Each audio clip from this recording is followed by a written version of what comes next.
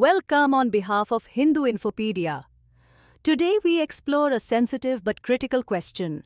What happens when modern welfare systems fund ideological expansion instead of supporting equality and integration?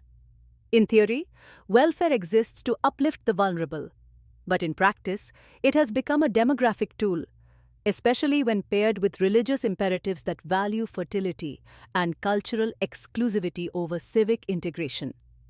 Across Western nations, some religious communities, particularly Islamic populations, are growing rapidly, not merely through faith, but through welfare-backed fertility.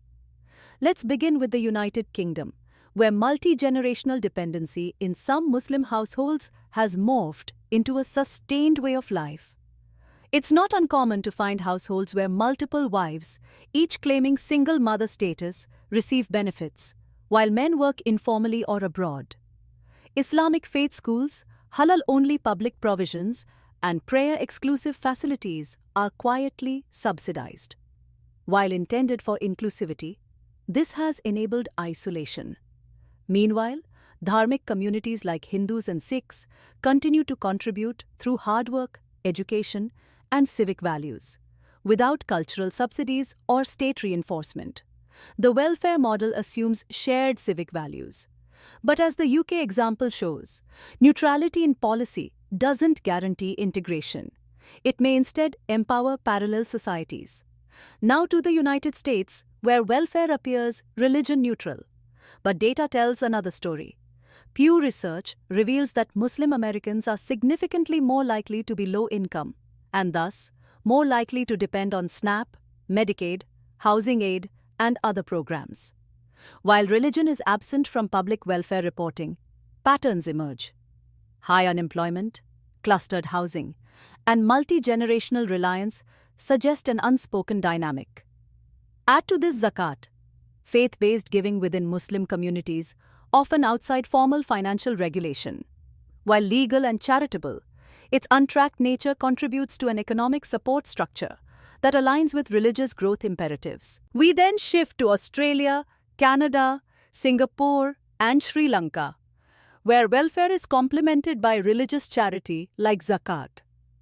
In Singapore, for example, over 1.4 million Singapore dollar is distributed monthly by the Majlis Ugama Islam Singapura, a Muslim organization authority. In Sri Lanka, zakat complements samurdhi, creating layered support systems in Islamic communities. Despite the lack of data tracking by faith, a pattern emerges.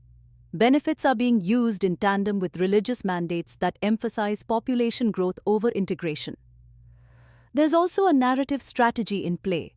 Some Islamic nonprofits frequently raise claims of systemic exclusion, not matched by their Hindu or Sikh counterparts.